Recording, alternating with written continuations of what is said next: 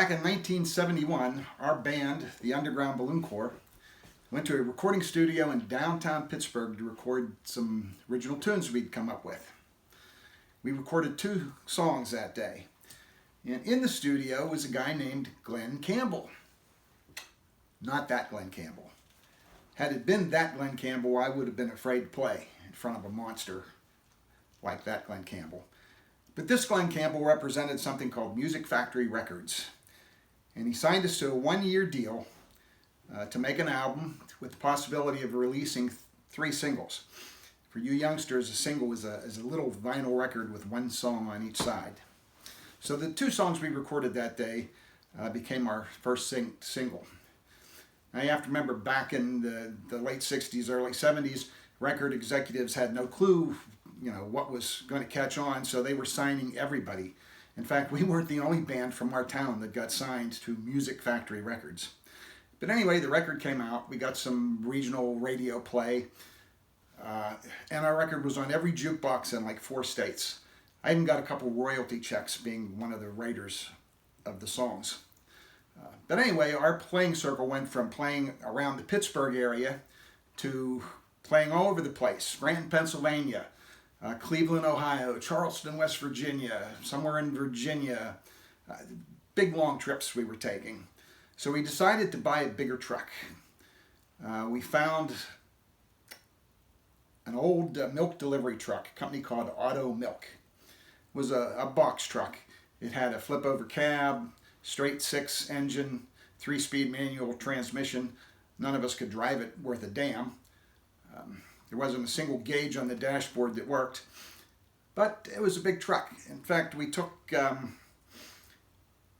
maybe a third of the box in the back. We put a wall up, we put 2 windows in, we put a rooftop vent, and made a little room so that the whole band could travel in one truck. You'd have 2 guys in the cab and 6 guys in that little room. We had a 6-piece band with a 2-man road crew.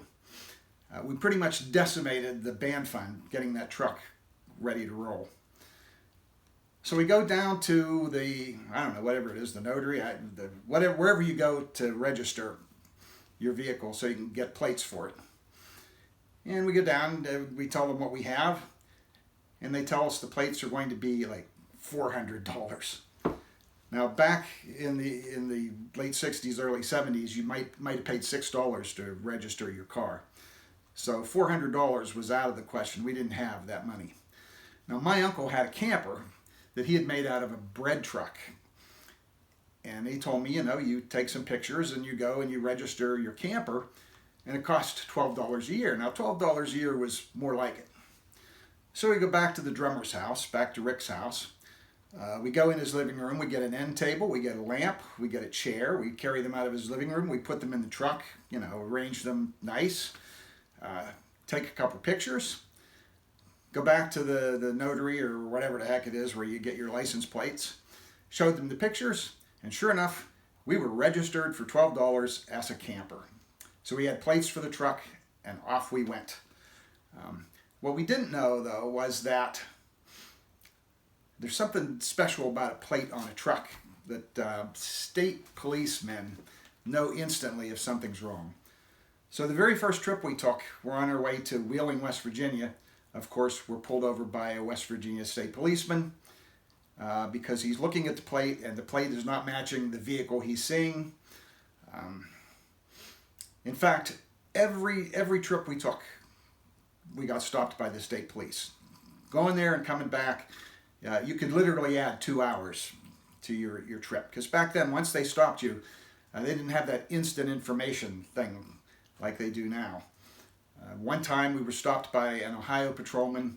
Things were different back then. I was driving the truck that day, and he told me to come and sit in the police car with him. So I'm sitting there in the front seat, admiring his shotgun right there on the dash, and he calls in on his CB radio or the radio, whatever they had, and gives him the plate number, and it comes back. It's a Lincoln Continental. So he's a little bit confused, and he wants to know if there's if that car had been stolen or anything. And they said, no, there was no warnings about that car or anything. So he has her check it again, this girl. And back then it took like 10 minutes for them to check these things. So he calls it in, And I'm sitting in the state police car in silence there. And about 10 minutes later, she comes back, and this time it's registered to a Harley Davidson motorcycle. By then, you could tell the policeman was getting frustrated. He wasn't even going to try it a third time. He just sent us on our way. But, you know, we got stopped everywhere we went. You could add an hour to every trip, and we did get some tickets. I can't even remember what for. But at any rate, it ended up costing us more than the $400 would have cost us in the first place. So I guess the message here is, don't try to game the system. You know, play by the rules. You'll save yourself money in the end. I guess that's the story for today. See you later.